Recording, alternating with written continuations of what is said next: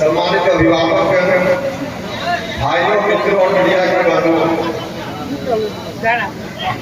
आज नामांकन का कार्यक्रम हुआ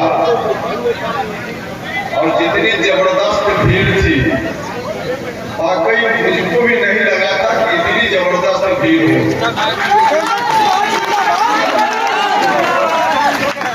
आपकी जबरदस्त उपस्थिति यह बात बिल्कुल स्पष्ट करती है कि जिस तरह से जबरदस्त भीड़ हुई है, उसी तरह से जबरदस्त जीत भी आपको मिल रही है।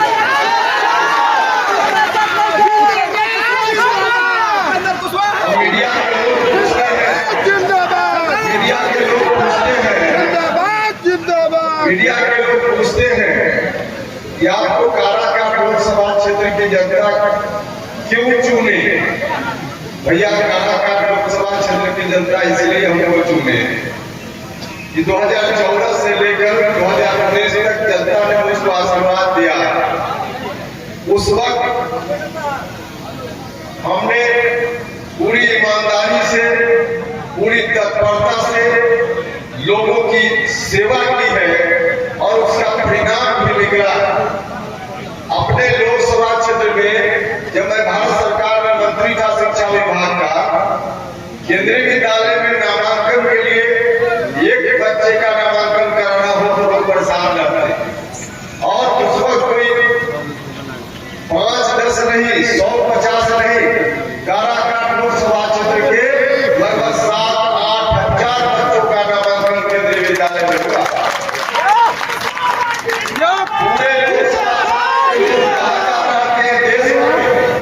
सिर्फ औरंगाबाद सासाराम के केंद्रीय विद्यालय में नहीं, देश भर में जहाँ जहाँ के लोग काराकाट लोकसभा क्षेत्र के लोग रहते हैं, दिल्ली हो, मुंबई हो, चेन्नई हो, कलकत्ता हो, सब जगह यहाँ के बच्चों का नामांकन 3-4 वर्षों में हुआ। केंद्रीय विद्यालय हमने खोला। औरंगाबाद में जो नवीनगर के इलाके में एनपीजीसी की यूनिट है, वहाँ केंद्रीय विद्यालय 2018 में हमने खोला। केंद्रीय विद्यालय चल रहा है, बच्चे वहाँ पढ़ रहे हैं। सासाराम का केंद्रीय विद्यालय आप सब लोगों को याद होगा, राज्य सरकार के मिडिल स्कूल में चल रहा था। वहाँ मुश्किल से 8-10 कमरे थे। 8-10 कमरा के कारण क्लास आगे बढ़ रहा था, बच्चे दूसरे क्लास में जा रहे थे, उनका नामांकन मुश्किल हो रहा था। हमारे विभाग के उस समय अधिकारियों ने मुझसे कहा कि सर, आपके इलाका का केंद्रीय विद्यालय है सासाराम, बंद हो जाएगा अगर इसमें ठीक से ध्यान नहीं दिया जाएगा। हमने कहा कि ऐसा मत करिए, हम किसी भी हालत में सासाराम का केंद्रीय विद्यालय बंद होने नहीं देंगे। हमने जितनी औपचारिकता थी उन औपचारिकताओं को पूरा किया और खुद ही नया भवन बनने से हमने शिलान्यास किया। और सिर्फ शिलान्यास नहीं किया, 2-2.5 साल में किसी तरह से लगकर उस विद्यालय के भवन का हमने उद्घाटन भी किया। और जो विद्यालय बंद हो रहा था, 400-500 बच्चे किसी तरह से पढ़ रहे थे, अपना भवन बना, उसमें विद्यालय उसी समय शिफ्ट हो गया। आज हजारों बच्चे उस केंद्रीय विद्यालय में पढ़ रहे हैं। हमने एक और केंद्रीय विद्यालय को स्वीकृत किया। औरंगाबाद गोह ब्लॉक के देवपुर में केंद्रीय विद्यालय आज भी स्वीकृत है। भारत सरकार के मंत्री के रूप में जो जो काम के लिए करना था, हमने सारा काम कर दिया। कुछ स्थानीय सरकार की औपचारिकता बच गई जिसके चलते विद्यालय नहीं खुला है, लेकिन हम आपको यकीन दिलाते हैं आगे आने वाले दिनों में राज्य सरकार की औपचारिकता भी पूरी होगी और वहां का केंद्रीय विद्यालय खुल जाएगा।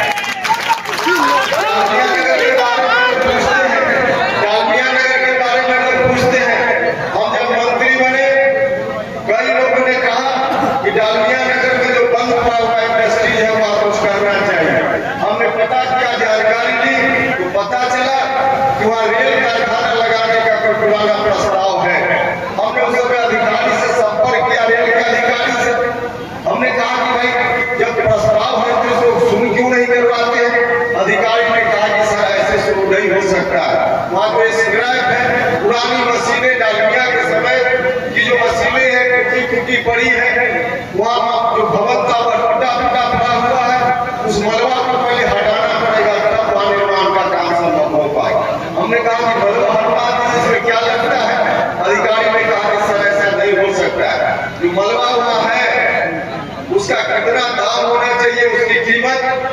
इवैल्यूएशन हुआ है और उसमें 100 करोड़ से ज्यादा, लगभग 100 करोड़ का था।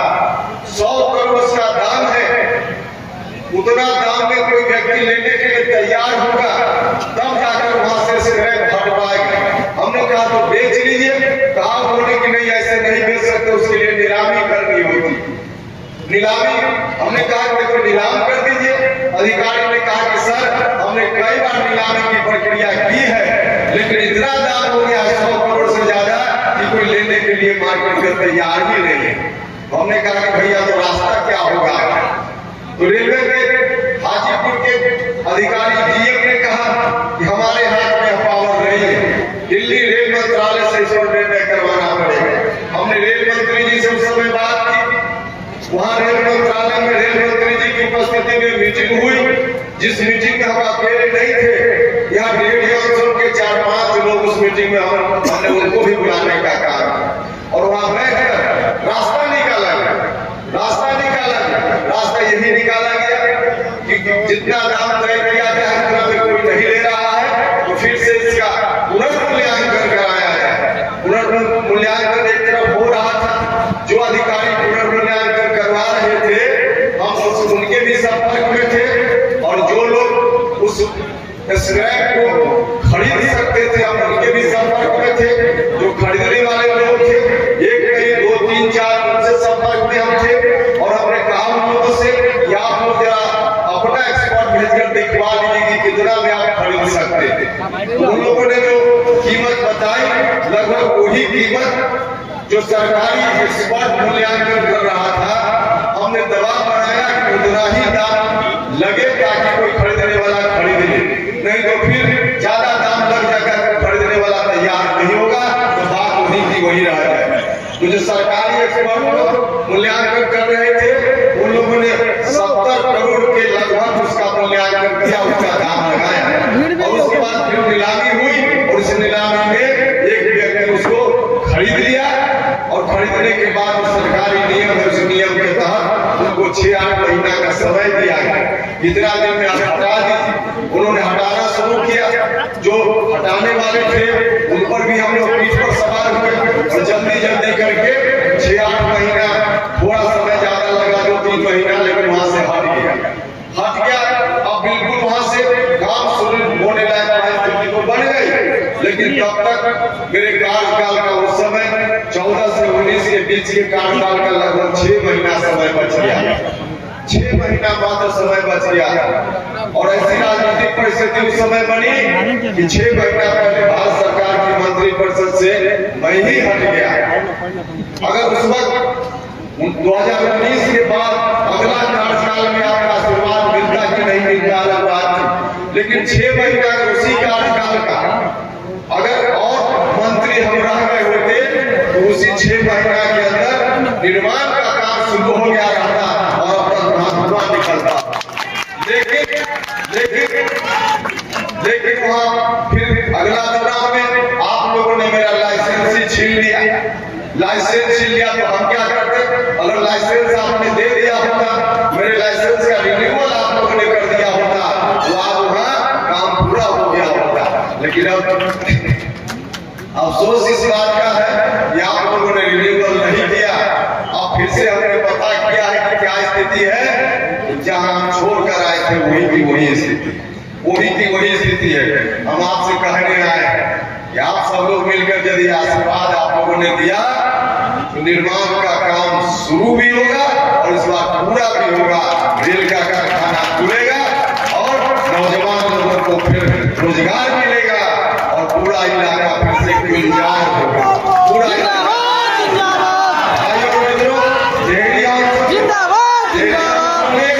हम जिस विभाग के मंत्री थे उस विभाग में इग्नू, जो पढ़े लिखे लोग हैं जानते हैं इग्नू, उस इग्नू का रीजनल कार्यालय यहाँ खुले, इसका भी हमने डिसीजन करवाया, स्वीकृति दी।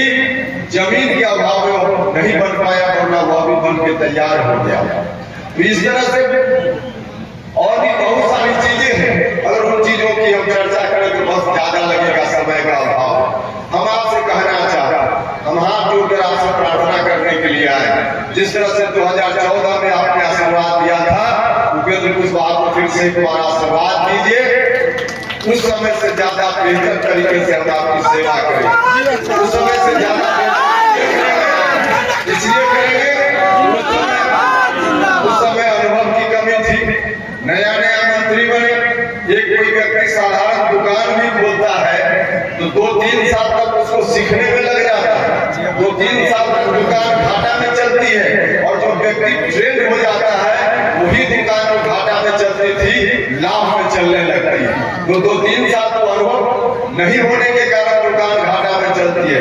तो हम भी पहली बार हुए, अनुभव नहीं था, लेकिन अब इस बार में स्थिति नहीं है।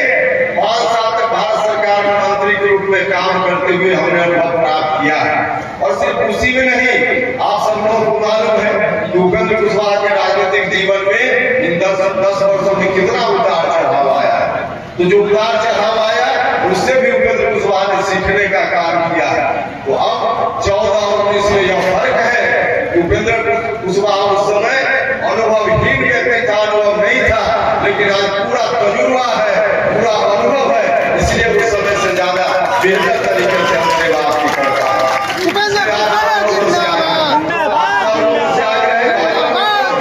एक बार फिर से आशीर्वाद दीजिए। कई लोगों के मन में यह बात रहती हो, कई लोग तो मेरे बारे में मेरा मूल्यांकन हम हाथ जोड़कर प्रार्थना करते हैं। किसी भी व्यक्ति के बारे में मूल्यांकन करना हो, उपेंद्र कुशवाहा किसी के बारे में मूल्यांकन करना हो तो पहले उस व्यक्ति को ठीक से जानिए, सच्चाई को जानिए, तब मूल्यांकन कीजिए। कोई व्यक्ति कुछ कह दिया उसके आधार पर मूल्यांकन मत कीजिए। उपेंद्र कुशवाहा के बारे में कुछ लोग मूल्यांकन उसी तरह से कर रहे हैं, कुछ लोग तो जानबूझकर अनर्गल बात बोल रहे हैं, और कुछ लोग अनजाने बोल रहे हैं, बिना देखे हुए, बिना समझे हुए। हम उनसे आग्रह करना चाहते हैं, भाई और मित्रों, उपेंद्र कुशवाहा को चेहरा मत देखो, एक बार दिल में उतर कर देखो तो पता चलेगा।